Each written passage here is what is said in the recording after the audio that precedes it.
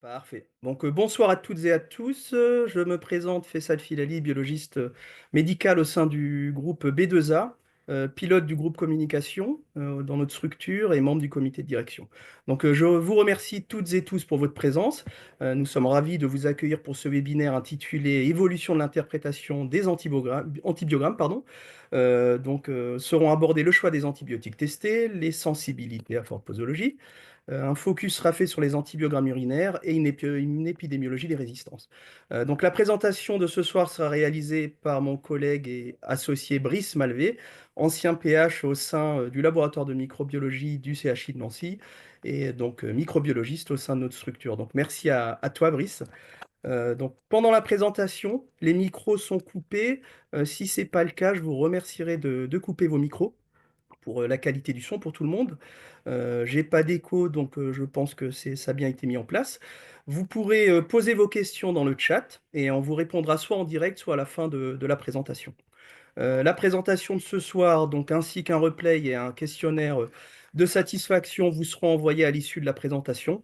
Je vous remercie de bien vouloir répondre à cette enquête de satisfaction qui est très importante pour nous, qui nous permettra de réajuster, d'améliorer donc la qualité de nos webinaires et également d'avoir des idées de sujets ou des sujets en tout cas qui vous semblent pertinents dans votre pratique quotidienne à mettre à votre disposition.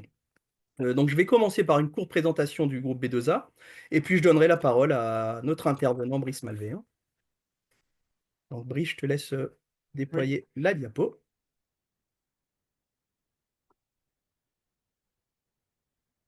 Alors, je ne vois pas le diaporama. Est-ce qu'il est bien en place? De mon côté, je ne le vois pas. Ah si, voilà, parfait, merci. Donc le groupe B2A, nous sommes un des grands acteurs du Grand Est. Nous accueillons 500 000 patients par jour. Nous sommes un groupe de biologie médicale indépendant qui fait partie du réseau LBI, donc les biologistes indépendants. On a une soixantaine de sites, donc avec les analyses réalisées sur 8 plateaux et grâce à nos 600 salariés. Tu peux passer à la diapo suivante. Donc en termes de répartition géographique, donc nous sommes situés donc essentiellement sur la partie barinoise, orinoise et sur le territoire des Vosges, avec également le territoire de Belfort et la Moselle. Donc le groupe B2A s'est construit en 2020 autour de ces trois valeurs socles très importantes pour nous, que sont l'audace, l'unité et le respect. Alors, comment se déclinent ces trois valeurs socles sur lesquelles ont été fondées B2A? Donc, au quotidien, les éléments sur lesquels on s'attache, en tout cas de manière importante, sont tout ce qui est la bienveillance, l'écoute, le respect, la proximité envers nos confrères, envers nos patients, envers nos collaborateurs. Toute la partie expertise, l'ambition du groupe, la performance et l'innovation sont également des éléments importants pour nous. Nos autres valeurs qui se déclinent sont l'optimisme, le dynamisme et une forte importance pour notre indépendance. Et tout cela nous permet d'assurer la pérennité du groupe. Donc voilà, c'est des valeurs qu'on n'a pas juste mis sur un papier pour faire beau, c'est vraiment des valeurs auxquelles qu'on s'attache à respecter voilà, dans notre comportement quotidien. Donc je vais passer maintenant la parole à Brice pour la suite. Voilà. Alors oui, bonsoir et merci pour votre présence. Alors j'espère que vous m'entendrez bien, qu'il n'y aura pas de problème de son, sinon n'hésitez pas à me le signaler. Voilà, donc on va parler des antibiogrammes ce soir. Alors ce sera les antibiogrammes au sens assez large du terme, puisqu'il est quand même assez dommage de ne parler que des antibiogrammes sans parler antibiotiques, antibiorésistance, recommandations de traitement et émergence de résistance. Donc voilà, ce sera un tour d'horizon assez large. Donc avant cela, je ferai une petite introduction rapide sur ce qu'est la bactériologie en général, les techniques utilisées actuellement dans les labos et les contraintes en termes de délai qui en résultent. Également quelques mots sur des contraintes préanalytiques pour lesquelles on a parfois des questions. Voilà. Donc nous, notre labo est organisé. Alors, donc on a plusieurs plateaux techniques, dont trois qui sont dédiés à la microbiologie, un sur les Vosges et deux sur l'Alsace. Notre activité en bactériologie, c'est environ 700 dossiers de patients par jour. C'est essentiellement une activité de médecine de ville avec des prélèvements divers, mais bien sûr une grosse activité en ce qui concerne les ECBU et les prélèvements génitaux. Alors on a une activité minoritaire aussi, mais qui n'est pas négligeable, avec les établissements de soins et notamment certaines cliniques qui ont des services tels que des unités de soins intensifs ou des services de chir, chirurto, pour lesquels on a certaines spécificités en termes de prélèvements à traiter. Donc notamment des prélèvements de pus profonds, d'escarres, pieds diabétiques, des liquides profonds, des prélèvements ostéo-articulaires, parfois du matériel de prothèse par exemple, également les hémocultures bien sûr. Voilà. Alors, en termes de préanalytique, donc là, je fais un petit tour très rapide. Lorsqu'on prélève des prélèvements de bactériologie, notamment sur écouvillon, alors c'est parfois difficile de s'y retrouver. Il y a tout un tas de références qui existent, qui sont en lien avec soit le germe recherché, soit le fournisseur, soit la technique utilisée. Et c'est vrai qu'on a souvent des questions par rapport à ça. Alors, c'est souvent des questions de préleveurs, mais on a parfois certains médecins qui nous appellent également, qui souhaitent réaliser eux-mêmes les prélèvements. Donc, ce qu'il faut retenir, c'est que pour tout ce qui est bactériologie standard et recherche de candidose, par exemple muqueuse, on travaille sur écouvillons avec milieu de transport qu'on appelle eSwab. Ce sont des écouvillons qu'on utilise également pour nos PCR multiplex d'IST. L'exception, c'est la bactério-viro-parasitodécèle qui ont des swabs spécifiques appelés fecal swab. Donc ça, c'est pour la partie bactério. Pour la partie virologie et bactéries intracellulaires, donc là, c'est vraiment plus complexe. Ça dépend vraiment des fournisseurs. Donc on a tout un tas d'écouvillons qui circulent. Donc on a un écouvillon, par exemple, très spécifique pour tout ce qui est prélèvement nasopharyngé et recherche de gemmes respiratoires, donc Covid, coqueluche, VRS, grippe, etc. On a des écouvillons spécifiques appelés M4RT pour la recherche de virus de type herpès, varicelle, donc prélèvement cutanéo-muqueux essentiellement. Et enfin, le dernier point concernant les écouvillons à choisir, c'est la recherche des HPV oncogènes. C'est vrai que depuis les dernières recos HES qui placent en première ligne la recherche des HPV oncogènes dans le cadre du dépistage du cancer du col, on réalise ces techniques au sein de nos laboratoires. Donc, on les fait soit sur autoprélèvement vaginal, donc avec une référence bien spécifique appelée FluxWab, ou soit sur frottis. Donc, les frottis sont réalisés soit par les médecins, soit les sages-femmes, et même au sein des laboratoires. Donc, l'avantage de le réaliser sur le frottis, c'est que ça permet l'envoi directement en labo d'anapath pour faire une cytologie réflexe si besoin. Donc, voilà un petit tour d'horizon des écouvillons. Alors la bactério, comment ça fonctionne et qu'est-ce qui explique que les délais sont parfois de plusieurs jours? Alors à J0, on fait ce qu'on appelle un examen de Gram. C'est un examen direct au microscope par coloration de Gram. C'est le seul examen de bactériologie standard qu'on peut réaliser à J0. Alors c'est vrai que pour la plupart des prélèvements en ville, c'est un examen qui est finalement très peu contributif si on accepte le score de Nugent réalisé dans le cadre des prélèvements vaginaux. Mais pour tout ce qui est prélèvement stérile profond, par exemple LCR, liquide d'acide, prélèvement ostéo-articulaire, hémoculture, là on a un examen qui est très intéressant dès J0 en cas de positivité qui permet parfois d'orienter l'antibiothérapie précocement. Donc à J0, on réalise également les cytologies urinaires automatisées dans le cadre des ECBU. Et puis nous, de notre côté, on va ensemencer les différents prélèvements, donc soit manuellement, soit grâce à des ensemenceurs aujourd'hui qui sont de plus en plus démocratisés, répandus dans les labos. Donc on ensemence cela sur des milieux de culture qui sont très variés et qui vont dépendre à la fois du type de prélèvement, mais également du type de germe recherché. Ils vont être ensuite incubés à différentes atmosphères selon le type de germe également recherché. Voilà. Donc ensuite, les jours suivants, dès J1, on peut analyser ces cultures. Alors à J1, on va récupérer déjà tout ce qui est germes non exigeants, à croissance rapide. C'est la plupart des germes, par exemple, qui sont retrouvés dans le cadre des ECBU, ce qui explique les délais de rendu finalement relativement rapides des ECBU. Euh, voilà, délai relativement rapide des ECBU.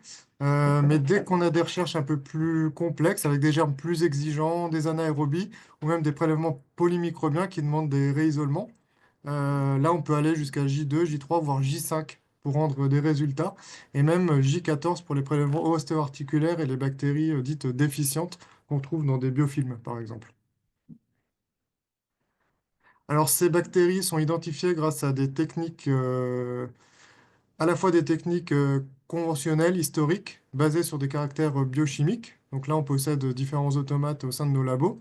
Mais de plus en plus, les labos, y compris les labos de ville, possèdent ce qu'on appelle des spectromètres de masse, qui présentent l'avantage de pouvoir identifier des bactéries sur une seule colonie et donc d'avoir une identification DJ1.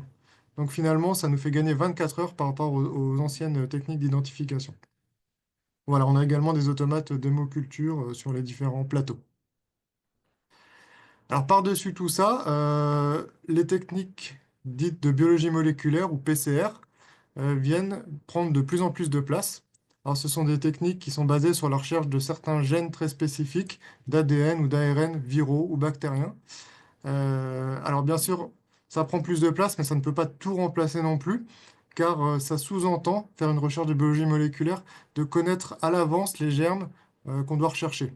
Donc l'exemple le plus typique, c'est la coproparasitodécèle, qui disparaît de plus en plus en termes de culture standard des différents labos, au profit de la PCR multiplex ou syndromique de coproviroparasitodécèle, qui présente l'avantage d'un rendu à J0. Voilà, il existe d'autres PCR syndromiques, donc les recherches d'IST par exemple. Donc ça, vous avez l'habitude d'en voir, je suppose, sur les comptes rendus. Des PCR syndromiques respiratoires, mais également il y a des panels méningés ou osteoarticulaires, donc qui ne sont pas très répandus en labo de ville, mais plutôt qui sont réservés au CHU notamment. Alors, il existe également d'autres types de PCR, donc des PCR quantitatives, qui permettent de mesurer les charges virales, par exemple HIV, hépatite B, et également des PCR simplex qui vont rechercher un seul germe bien spécifique. Donc, c'est l'exemple des papillomavirus que j'ai évoqué avant, Covid ou coqueluche encore. Voilà. Donc, voilà pour les généralités. Donc pour en venir au sujet qui nous intéresse, alors l'antibiogramme, c'est bien sûr la dernière analyse qui est réalisée en bactériologie après la culture. Donc les antibiogrammes sont des méthodes standardisées et pour les réaliser, on se base sur des référentiels issus de sociétés savantes. Donc en France, c'est essentiellement le CASFM, le comité d'antibiogramme de la SFM, et le CAST également. Donc ces sociétés savantes vont nous guider pour la standardisation de nos méthodes. Ils vont nous donner les recommandations en termes, par exemple, d'incubation, d'inoculum bactérien, de molécules à tester, d'atmosphères dans lesquelles incuber les cultures. Voilà, ils vont également nous proposer des listes standards et complémentaires d'antibiotiques à tester pour chaque famille bactérienne et également ce qu'on appelle, nous, les diamètres et concentrations critiques.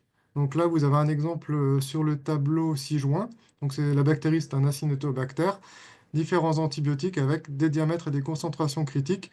Ce sont justement ces diamètres et concentrations qui vont nous permettre d'interpréter l'antibiogramme et de définir les zones sensibles et résistantes. Voilà.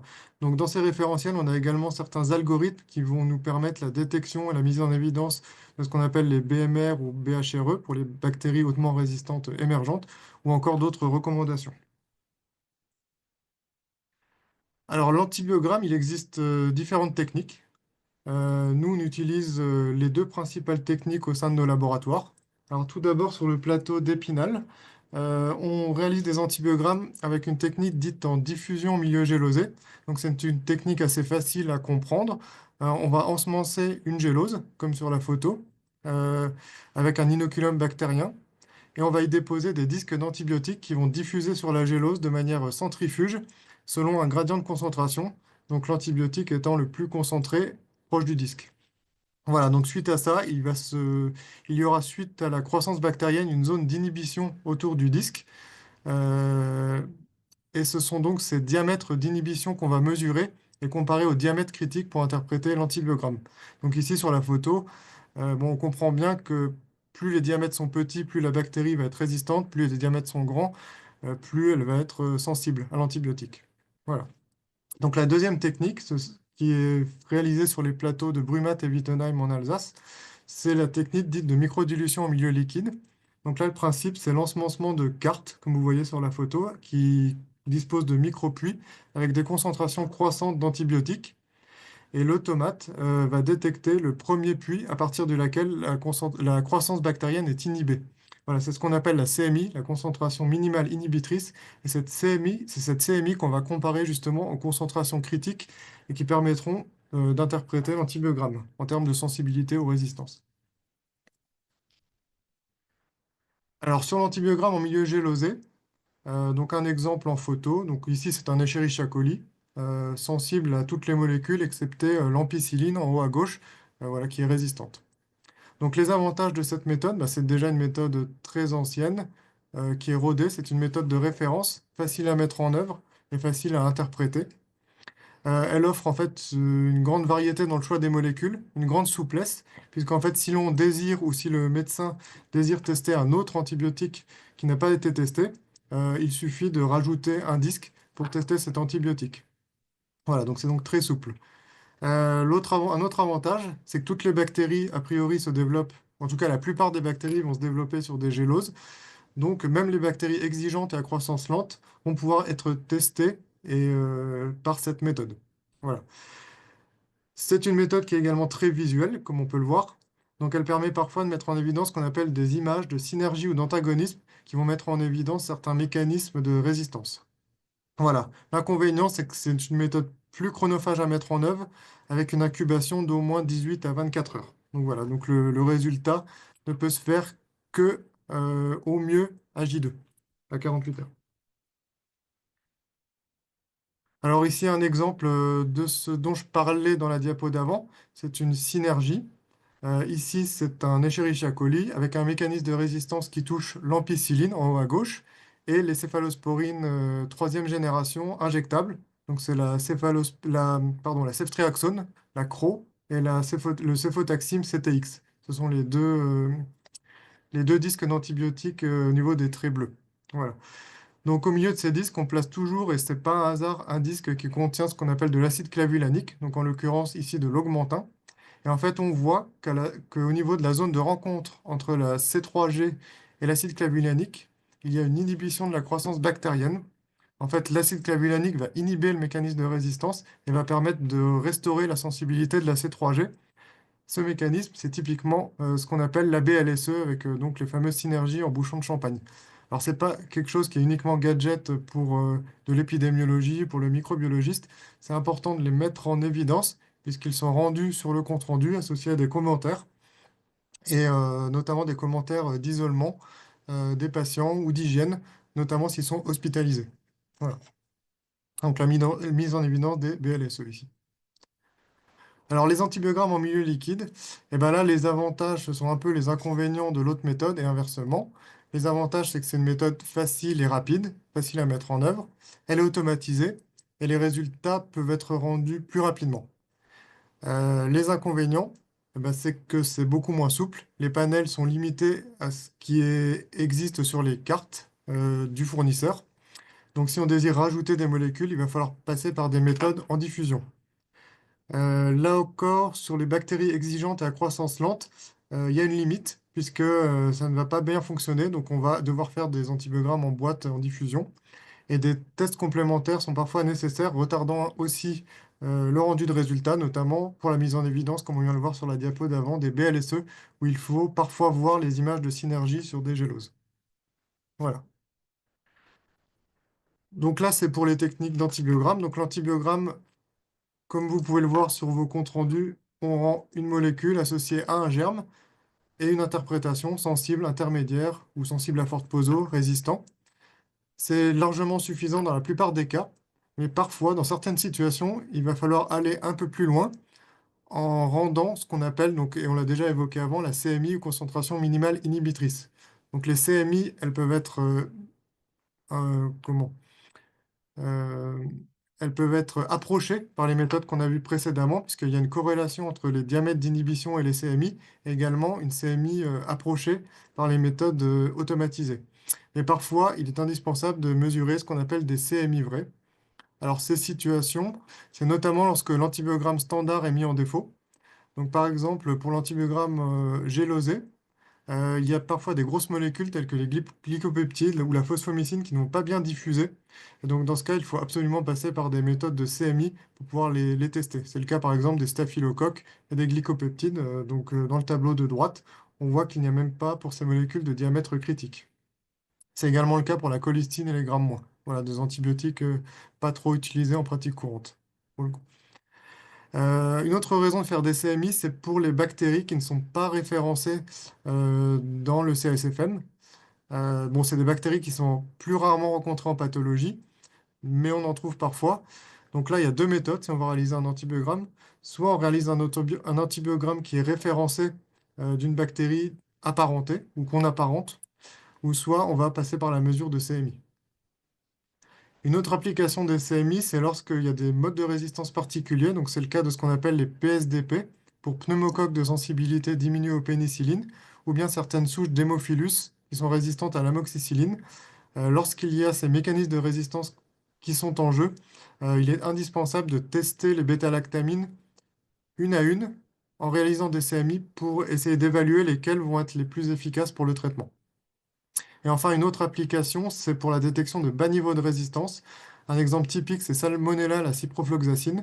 Donc la ciprofloxacine, c'est une fluoroquinolone qui est indiquée dans le traitement des diarrhées bactériennes. Et il a été décrit des échecs cliniques sur les salmonelles, même si la cipro avait des CMI basses et une apparente sensibilité. Donc là encore, on ne peut tester la cipro sur la salmonelle qu'avec des CMI. Donc, toutes ces CMI sont réalisées à l'initiative du laboratoire en suivant donc, les différents référentiels et recommandations. Mais parfois, dans certains cas, ce sont les prescripteurs qui demandent des mesures de CMI. Donc, généralement, ça vient d'infectiologues ou de chirurto ou encore de réanimateurs. Euh, alors, quelles sont ces situations en fait où ils ont besoin de CMI?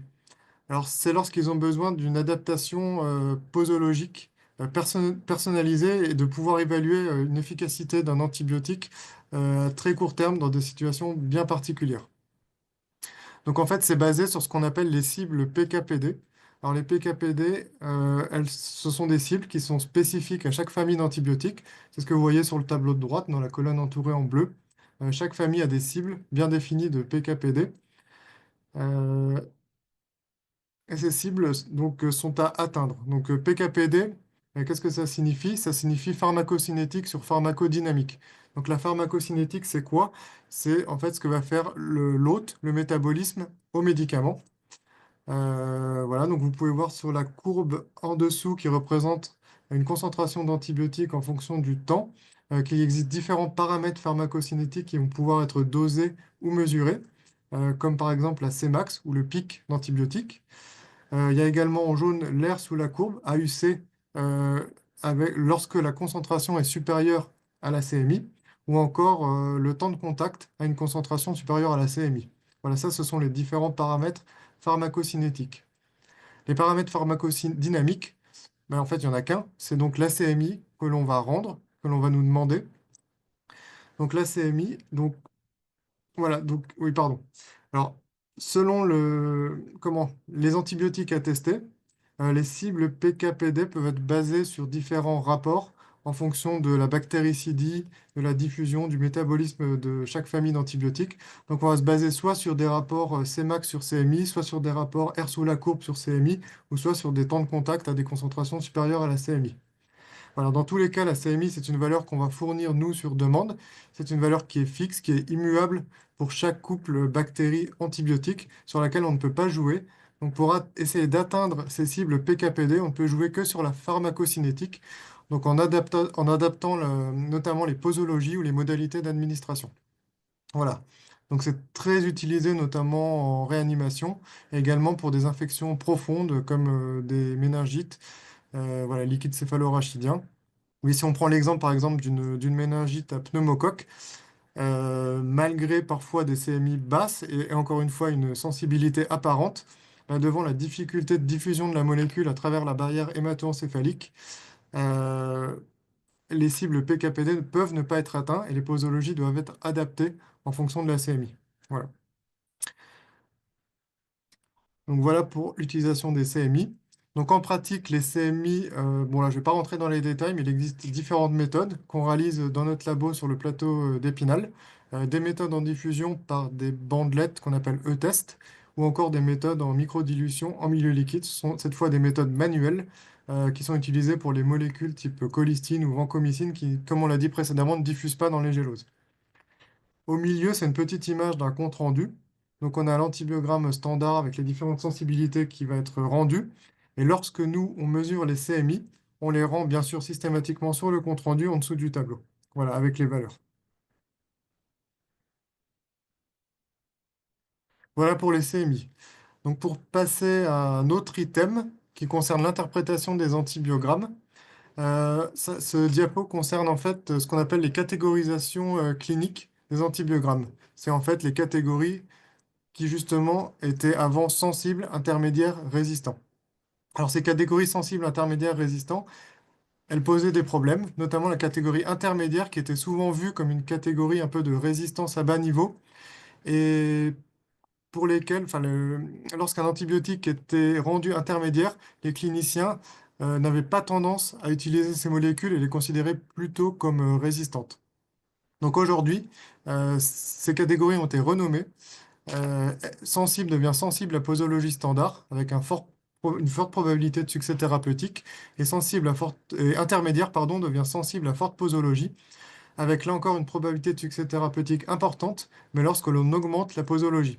En fait, ce qu'il faut retenir, c'est que sensible et sensible à forte posologie, c'est exactement la même chose à partir du moment où les doses sont adaptées. En fait, c'est ce qu'on vient de dire précédemment. On va adapter la dose à une valeur de CMI pour atteindre justement une cible PKPD. Voilà. Donc il faut privilégier, si le ROCO, en tout cas de traitement d'une infection, nous pousse à utiliser un antibiotique, il faut privilégier l'utilisation de cet antibiotique, même s'il est rendu sensible à forte posologie. Voilà, il faut toujours privilégier, en exemple, une bêta-lactamine, enfin une pénicilline par exemple, qui est rendue sensible à forte posologie, plutôt qu'une molécule d'une famille à épargner, comme un carbapénem, qui lui va être rendu sensible. Voilà, donc là c'est le message à retenir sur cette diapo. Alors résistant, bien sûr, c'est toujours résistant avec une probabilité d'échec importante. Alors, ces changements de catégorie, c'est un changement lexical pour pousser à l'utilisation de certaines molécules, mais ce n'est pas que lexical, puisque les catégories cliniques pour certains couples bactéries-antibiotiques ont également changé. En fait, certaines bactéries qui étaient rendues avant sensibles, aujourd'hui ne sont plus rendues qu'au mieux sensibles à forte posologie. Il n'existe plus pour certains couples bactéries-antibiotiques des catégories sensibles. Donc l'exemple le plus typique, c'est le Pseudomonas aeruginosa. Donc cette souche qui est présentée ici, elle était il y a quelques années rendue sensible à toutes les molécules. Puis lors des changements de catégorisation clinique, elle était rendue intermédiaire à toutes les molécules, excepté l'amicacine et la tobramycine qui étaient sensibles. Donc là, les médecins, au moment de ce changement, étaient un peu perdus. Ils pensaient que c'était un pseudomonas multirésistant, qu'ils étaient en impasse thérapeutique. Donc du coup, ils avaient tendance à utiliser des molécules à épargner. Donc du coup, aujourd'hui, c'est rendu à la place d'intermédiaire sensible à forte poso. Pourtant, ça reste néanmoins la même souche, une souche sauvage sans résistance acquise. Voilà. Alors, bien sûr, pour utiliser ces catégories sensibles à posologie standard ou sensibles à forte posologie, encore faut-il savoir ce qu'est une posologie standard et une forte posologie. Donc, dans le même temps que ces recos, ces groupes de travail ont proposé des tableaux de posologie standard et de forte posologie. Donc, ces tableaux, ils sont disponibles en cas de besoin sur notre site internet. Et également, des liens hypertextes ont été mis sur nos comptes rendus pour un accès rapide. Alors, un exemple ici de posologie standard et forte posologie. Alors, si on prend l'exemple de l'amoxicilline péros en deuxième ligne, on voit que les posologies standard et forte posologie sont exactement les mêmes pour cet exemple-là, puisque si on lit les commentaires de droite, ce n'est indiqué ici que pour les entérobactéries et entérocoques dans le cadre des infections urinaires. Donc on considère ici que la concentration importante de l'amoxicilline dans l'urine est équivalent en fait à une forte posologie. Donc il n'y a pas besoin d'augmenter les doses. Si on prend l'exemple de l'amoxicilline IV ou de la ciprofloxacine, là, la forte posologie, ça signifie parfois augmenter la dose, ça signifie parfois changer de mode d'administration IV, et ça signifie parfois augmenter la fréquence des prises. Le dernier exemple en bas, c'est la phosphomycine péros, pour lequel il n'y a tout simplement pas de forte posologie. Donc ça veut tout simplement dire que là, cette fois, si une bactérie est rendue sensible à forte poso, il n'y a pas de possibilité de traiter par traitement monodose phosphopéros. Alors d'autres remarques sur l'interprétation des antibiogrammes. Bien sûr, l'interprétation des antibiogrammes est différente selon les familles de bactéries. On ne va pas interpréter l'amoxicilline de la même façon pour un staphylocoque que pour une entérobactérie. Mais parfois, au sein d'un même genre bactérien, l'interprétation peut différer. Par exemple, Staphylocoque aureus ou doré n'est pas interprété de la même façon que les autres staphylocoques en ce qui concerne les glycopeptides. Et parfois même, les molécules, les antibiotiques ne sont pas interprétés de la même façon selon le site de l'infection. L'exemple ici, c'est l'augmentin avec des diamètres et concentrations critiques spécifiques pour les cystites. On est en fait un peu moins sévère lorsque c'est des cystites, puisqu'on considère encore une fois qu'il va être très concentré dans les urines. Voilà, donc sur le compte rendu, bah, ça donne deux molécules d'amoxicilline acide clavulanique rendues, dont une qui est spécifique aux cystites. Et il peut y avoir bien sûr, sinon on ne le ferait pas, une discordance entre les deux. Voilà, alors le choix des molécules. Alors comment les molécules sont choisies pour réaliser un antibiogramme? Alors on se base bien sûr sur les listes standards et complémentaires proposées par les sociétés savantes. Celles-ci tiennent compte, dans la plupart des cas, du spectre de sensibilité naturelle des bactéries. On va bien sûr, dans la majorité des cas, ne pas tester des molécules euh, pour lesquelles la bactérie est naturellement résistante. Donc ça paraît assez logique. Mais également, ces listes standards sont proposées en fonction des sites d'infection. Si je prends l'exemple des entérobactéries, on va toujours avoir tendance à tester le méthylinam et la phosphomycine, puisque ces bactéries sont très fréquemment impliquées dans les infections urinaires. Pour les staphylocoques, on va plutôt avoir tendance à tester des antibiotiques tels que la piostacine pour les infections cutanées ou des tissus mous. Voilà. Et également, en dernier point, il y a possibilité de complètement restreindre les molécules rendues sur le compte-rendu en fonction des indications de traitement. Donc là, c'est ce qu'on appelle l'antibiogramme, pardon, ciblé. Alors, l'antibiogramme ciblé aujourd'hui, il n'est recommandé, mais ça peut éventuellement évoluer dans le futur, que pour les infections urinaires de l'adulte. Donc nous, on applique ces recommandations d'antibiogramme ciblé. Donc par exemple, pour les femmes, on va rendre en priorité les molécules première ligne, amoxicilline, méthylinam, phosphomycine. En cas de résistance, de certaines résistances, on va rendre en plus les fluoroquinolones. Et en cas encore d'autres résistances, on va rajouter les C3G.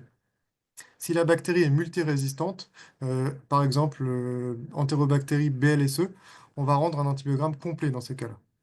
Pour les hommes, c'est exactement la même idée, sauf que là, l'antibiogramme va être beaucoup plus restreint, puisque les recos disent qu'il faut, en théorie, traiter une infection urinaire de l'homme comme une prostatite. Donc on va restreindre l'antibiogramme au quinolone, Bactrim et éventuellement C3G. Ce qu'il faut savoir cependant, c'est que nous, de notre côté, on va tester tous les antibiotiques euh, et on va, dans un second temps, les rendre selon l'algorithme des antibiogrammes ciblés. Cependant, il y a des limites à l'antibiogramme ciblé. On n'a pas toutes les infos. On connaît par exemple pas les allergies des patients, ou on n'a pas toujours le contexte clinique. Donc un antibiogramme ciblé, par exemple, est forcément adapté à une pyélonéphrite.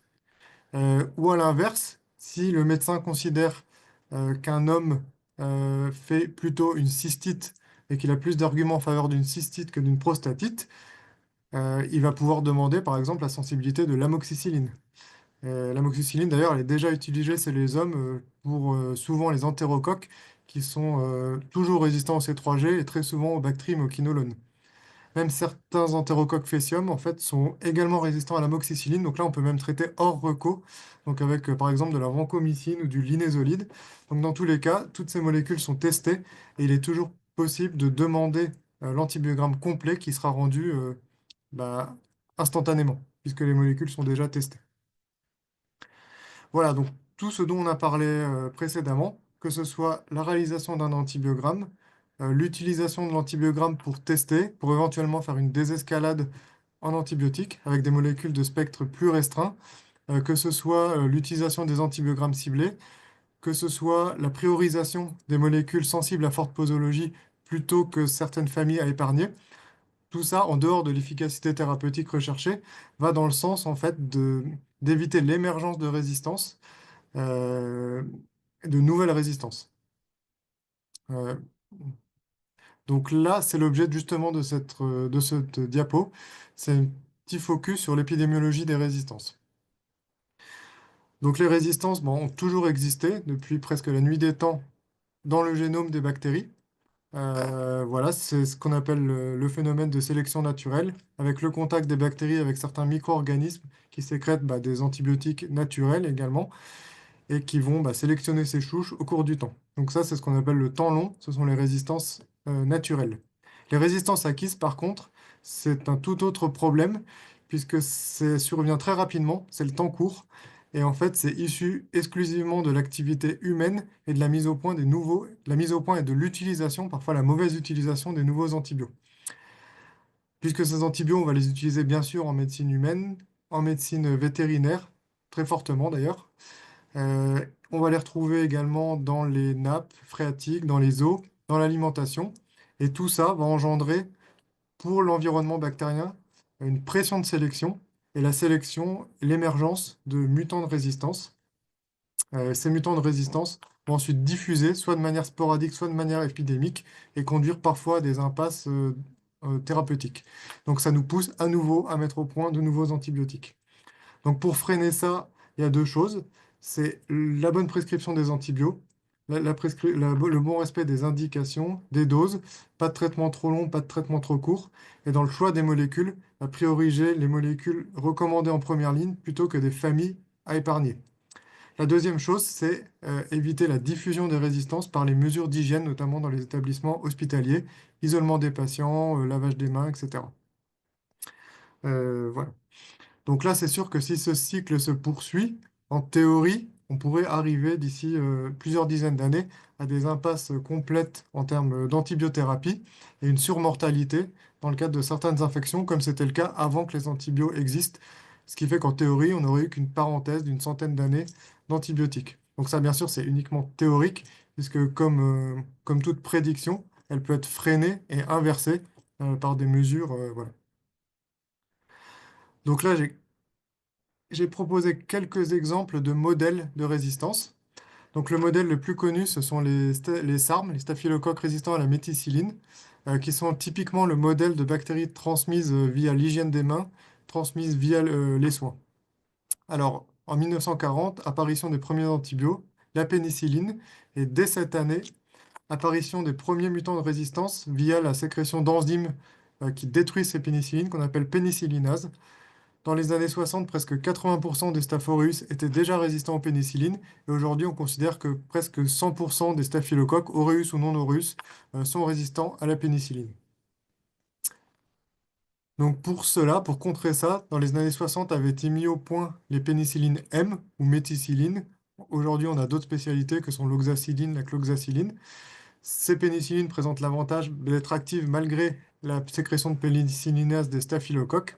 Mais dès les premières années, des premières souches métières, donc où les fameux SARM, sont apparues, ont diffusé et ont conduit à des épidémies très importantes, notamment dans les établissements de soins. On en trouve également un peu en ville, mais ça concerne surtout des infections liées aux soins dans les établissements de soins. Donc on avait parfois, selon les pays, jusqu'à 40% de SARM dans les établissements de soins. Aujourd'hui, suite aux mesures d'hygiène et à l'apparition notamment des SHA et de l'isolement des patients, on a une forte baisse dans les établissements de soins des staffs métiers. Alors, un autre exemple, l'apparition des C3G, C4G dans les années 80. Là, on parle donc des BLSE. Donc, ce sont ces enzymes qui ont muté et qui sont capables de toucher jusqu'au C3G. Donc, en 85, premier cas de BLSE issu de Klebsiella pneumoniae en Allemagne. S'en est suivi différentes épidémies dans les années 90 hospitalières, notamment dues à la surutilisation en soins intensifs. Et puis après, ça s'est répandu également en ville dans les infections communautaires, dues à l'apparition de nouvelles BLSE appelées CTXN. Donc aujourd'hui, les BLSE, c'est quasiment le quotidien, que ce soit à l'hôpital ou dans les infections communautaires. La vancomycine et la tecoplanine, ce sont les glycopeptides qui ont été mis au point dans les années 50. Ils ont été très utilisés dans les années 80, notamment sur les SARM, suite à l'émergence des SARM dont on a parlé avant. Et ce ne sont pas forcément les staphylocoques qui se sont mis à résister, mais plutôt de manière croisée les entérocoques qui ont été soumis à cette pression de sélection, notamment Enterocoque faecium, c'est ce qu'on appelle les ERG. Voilà, l'utilisation de glycopeptides tels que l'avoparcine en médecine vétérinaire est également peut-être un facteur favorisant. Donc les premiers cas d'entérocoque ERG, c'était en 87, en France et au Royaume-Uni.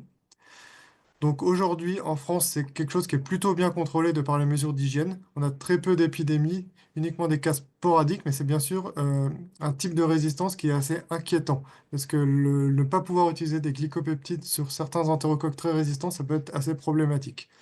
Aux USA, c'est un problème d'une toute autre nature, avec des épidémies hospitalières très importantes, parfois plus de 25% d'ERG dans les hôpitaux. C'est un vrai problème de santé publique aux USA.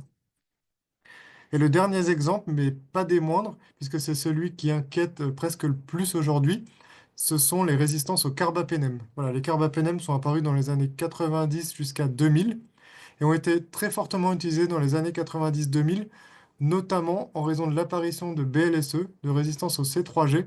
Ce sont les carbapénèmes qui étaient surutilisés. Ils sont bien sûr heureusement interdits en médecine vétérinaire, mais néanmoins, on a vu dans les années 90 des premières souches de carbapénémase apparaître, donc notamment les souches dites de classe B ou métalloenzymes, puis s'en est suivi des souches de classe A, KPC, qui est apparu chez Klebsiella pneumoniae, et également dans les années 2000 des souches de classe D, donc c'est essentiellement les souches qu'on appelle OXA48. Donc voilà. Aujourd'hui, la prévalence est forte dans certains pays. Certaines classes, comme les classes A, connaissent une expansion mondiale. Et en France, on trouve beaucoup de petites épidémies d'Oxa48 notamment. Voilà. Donc, en dehors des mesures d'hygiène, ce qui est important, notamment pour la préservation des carbapénèmes, c'est de limiter leur utilisation, notamment en cas de bactéries multirésistantes au C3G. Alors pour ça, il y a en fait de nombreuses alternatives qui existent. Parfois, c'est des C3G, C4G qui restent sensibles, parfois des bêta-lactamines avec inhibiteurs, de la thémocyline. Voilà, il y a de nombreuses alternatives. Et si on prend l'exemple d'une infection urinaire à BLSE, on voit que les carbapénèmes ne doivent être utilisés qu'en sixième ligne. Voilà. Ici, un exemple de statistiques de circulation de résistance qui sont assez importantes en termes thérapeutiques. Euh, Concernant les deux premières lignes, on constate qu'il y a à peu près 10% de résistance au C3G chez Escherichia coli, donc c'est essentiellement les BLSE dont on a parlé avant, mais chez Klebsiella pneumoniae, 30% de résistance au C3G. Alors heureusement, c'est à pondérer puisque Klebsiella pneumoniae est beaucoup moins retrouvée en pathologie qu'Escherichia coli. Alors la résistance au carbapénème est quant à elle assez contenue, mais il y a une petite émergence quand même qui est à surveiller. Les staffs métiers, comme on l'a dit tout à l'heure, il y a une diminution. Aujourd'hui, c'est à peu près 12% dans les établissements de soins. En tout cas, c'était en 2018. Peut-être que ça a encore diminué aujourd'hui, probablement. Voilà. Alors, le dernier point, en dehors de la bonne prescription des antibiotiques, des mesures d'hygiène pour lutter contre ces BMR, c'est l'utilisation et la mise au point de nouveaux antibiotiques. Donc, c'était quelque chose qui était très peu développé il y a encore une vingtaine d'années. Et depuis ces dernières années, il y a au moins une cinquantaine, une soixantaine de molécules qui sont en développement ou en phase 3. Donc, c'est des molécules issues de familles déjà connues, notamment des C3G, C4G avec inhibiteurs, des carbapénèmes comme le sulopénème. Et ici, on peut citer par exemple en dernière ligne un macrolide, la solithromycine, qui présente l'avantage de pouvoir utiliser sur les gonocoques résistants aux autres macrolides, comme l'azithromycine par exemple. Alors, il y a même en développement des nouvelles familles d'antibiotiques qui pourraient apparaître dans les prochaines années. Voilà, je passe rapidement. Alors ici, ce sont des molécules qui ont été mises au point au cours des dernières années et qui ont aujourd'hui des AMM qui sont déjà utilisées et qui présentent des spectres d'activité en fait très intéressants. Donc le spectre d'activité qui est présenté dans ce tableau, ABD, ça concerne les résistances aux carbapénèmes, ce sont des carbapénémases. On regarde l'activité sur les Pseudomonas aeruginosa multirésistants, sur les Acinetobacter baumannii multirésistants, et également sur les Stenotrophomonas maltophilia, qui est en fait une BMR à l'état naturel. Donc on a regardé l'activité sur tout ce type de bactéries. Donc en premier lieu, on a le Ceftolozane tazobactam, qui est une C3G plus inhibiteur, qui a un spectre assez plus restreint que les autres, puisqu'elle n'est pas active sur les bactéries productrices de carbapénémase, mais qui est surtout un anti-Pseudomonas multirésistant. Le ceftazidime avibactam, par contre, est très intéressant. C'est une C3G, pardon, associée à un inhibiteur de bêta-lactamase, l'avibactam, qui est différent de l'acide clavulanique qu'on connaît habituellement, puisque c'est une molécule dite non suicide, donc qui a la capacité de se lier à sa cible et de se détacher pour aller fixer d'autres cibles. Donc l'avantage de cette molécule, c'est qu'elle active sur des garbapénémases de classe A et surtout les carbapénémases OXA48 de classe D. Voilà, elle devrait être utilisée dans ce cadre-là. On a également l'apparition de carbapénèmes avec inhibiteurs comme l'imipénème ou le méropénème, qui sont utilisés contre éventuellement des carbapénémases de classe A. Voilà, donc sur les molécules que j'ai présentées ici, il y a un trou de spectre. Ce qui concerne les carbapénémases de classe B, appelées métalloenzymes, ou également les deux dernières lignes du tableau, sont des bactéries justement qui produisent également ce type de carbapénémase de classe B. Donc pour ça, la caractéristique de ces carbapénémases, c'est qu'elles restent habituellement sensibles à l'astréonam. Donc a été développé l'astréonam avibactam, qui présente un large spectre sur ce type de résistance. Et enfin, la dernière molécule intéressante, c'est le cefidérocol. Donc, c'est une C4G qui présente un spectre large comme toutes les C3G, C4G, mais qui est en plus assez résistante au bêta-lactamase, y compris au carbapénémase, et qui est associé à ce qu'on appelle un sidérophore, en fait, qui va lui permettre de pénétrer dans les membranes bactériennes et résister, en fait, échapper à des mécanismes de résistance qu'on appelle imperméabilité. Voilà. Donc, bien sûr, j'ai pas parlé du spectre d'activité sur les BLSE dans ce tableau, puisqu'elles sont actives sur les BLSE, toutes ces molécules, mais elles ne doivent jamais être utilisées dans ce cadre-là. Comme je l'ai dit avant, il existe d'autres molécules encore actives sur les BLSE, y compris les carbapénèmes, comme on l'a vu en sixième ligne, donc vraiment en dernier recours, et celles-là doivent être encore priorisées, encore derrière les carbapénèmes. Voilà, donc là, c'est des exemples d'autres molécules qui pourraient arriver sur le marché. Et voilà, et on vrac encore quelques molécules, donc je ne vais pas tous les faire, mais quelques molécules qui peuvent présenter des spectres d'activité intéressants à l'avenir, comme la plasomycine, qui est un aminoside qui est encore actif sur notamment les entérobactéries résistantes à l'amicacine, qui était jusqu'à présent le meilleur aminoside pour les entérobactéries. On peut citer également la thémocyline. Alors la thémocyline, c'est pas une nouvelle molécule, mais ça a été un peu remis au goût du jour. C'est un dérivé de la ticarcyline. Elle présente, elle, l'avantage d'un spectre étroit, mais est très intéressante sur les BLSE. Donc c'est une très bonne alternative au carbapénème, notamment pour traiter les BLSE. Pour les grammes plus, on a des glycopeptides ou lipoglycopeptides qui sont disponibles.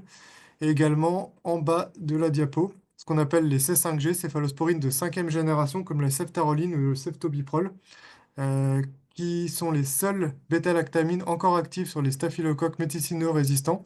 Et pour la dernière des deux, on peut même noter une sensibilité de l'entérocoque fécalis, alors qu'habituellement, ces genres de germes sont résistants à toutes les céphalosporines. Voilà.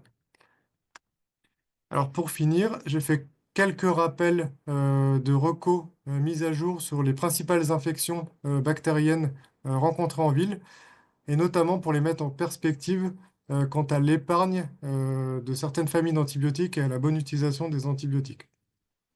Alors sur les cystites, pas forcément de grosses nouveautés. Bien sûr, ne pas traiter les colonisations urinaires sauf chez la femme enceinte et en cas de chirurgie urologique. Donc les molécules recommandées en probabiliste sont uniquement aujourd'hui la phosphomycine et le méthylinam. Voilà. Donc ces molécules présentent de faibles risques de résistance et doivent être toujours privilégiées. Alors les cystites à risque de complications, ça comprend également les cystites chez l'homme. Donc là, on va rajouter les furanes également. Et lorsqu'elle est documentée par antibiogramme, on peut utiliser toute molécule en priorisant des molécules type amoxicilline ou méthylinam, pardon. Cystite récidivante. Donc, par définition, ça va être des traitements qui vont être séquentiels, qui vont être utilisés plusieurs fois dans l'année.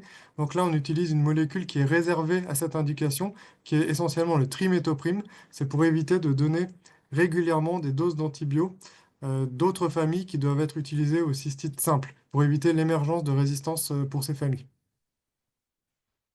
Alors sur les pyélonéphrite, pas trop de nouveautés, C3G, fluoroquinolone. Et lorsque l'infection est documentée, on peut faire une désescalade en proposant de l'amoxicilline ou de l'augmentin notamment. Alors, 6 signes de gravité associés à la pyélonéphrite, on peut ajouter un aminoside qui va permettre une synergie bactéricide très importante. Et lorsque le patient présente un risque de BLSE en probabiliste, on va plutôt se tourner vers la piperacilline tazobactam, qui présente une bonne probabilité de sensibilité dans ce cadre-là. Et en cas de choc septique, on va là carrément se tourner vers les carbapénem, dont la probabilité de succès est encore plus importante. Voilà, et bien sûr, toujours désescalade lorsque l'infection est documentée. Voilà. Si l'infection est documentée, notamment à BLSE, ben, on l'a vu, préservation des carbapénem en 6e ligne seulement.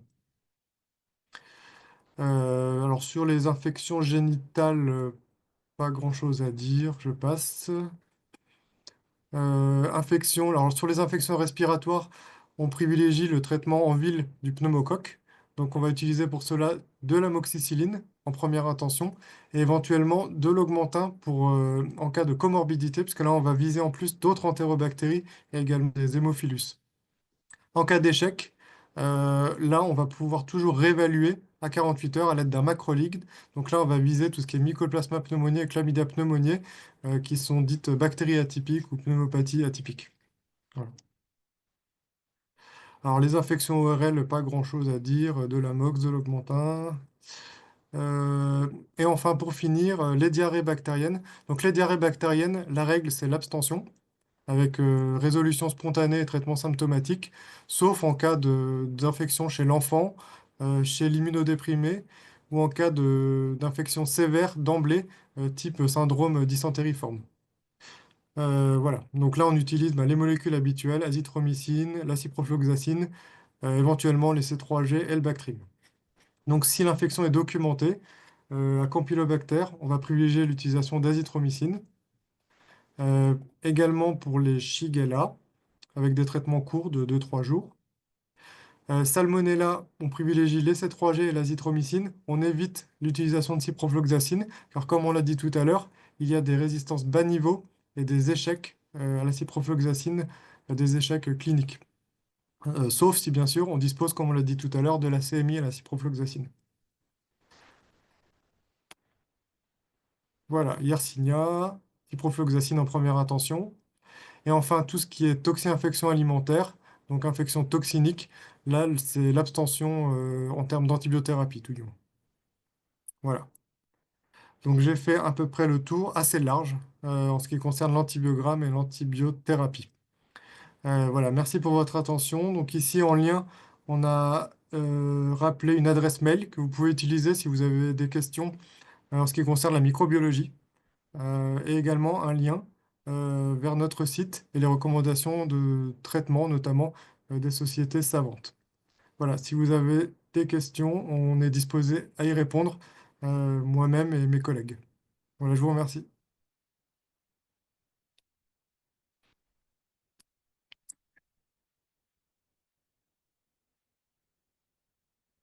Faisal, si tu veux dire un mot. Mhm.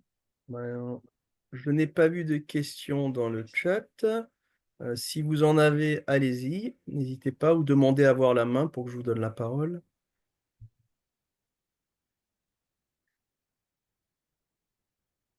En tout cas, s'il n'y a pas de questions, merci en tout cas, Brice, pour cette présentation. Vous avez les contacts si jamais vous voulez revenir vers nous ultérieurement. Et ben, merci à toutes et à tous d'avoir participé. Ah, j'ai peut-être quelqu'un qui a. Donc, Sarah Massen, je vous ai donné la parole. Bonsoir, oui. Je voudrais Bonsoir. savoir, s'il vous plaît, est-ce que le, est-ce qu'on pourrait recevoir la rediffusion de... Oui, c'est Oui, bien. alors Faisal, je te laisse répondre. Oui, donc c'est bien prévu. Vous aurez à l'issue de la présentation donc le support de présentation ainsi qu'un replay que vous pouvez tout à le fait replay? partager, ouais, et pour Merci revoir beaucoup. l'ensemble de la présentation. Il n'y a pas de quoi. Merci. Au plaisir, au revoir. Au revoir, belle soirée. Bon, bah, s'il n'y a pas d'autres questions, merci en tout cas encore une fois pour votre présence et comme il a été dit, n'hésitez pas à répondre en tout cas à l'enquête de satisfaction pour nous permettre éventuellement d'améliorer certaines choses ou en tout cas nous donner des idées d'autres sujets. Belle soirée à toutes et à tous. Au revoir Au revoir, et merci. merci Brice encore.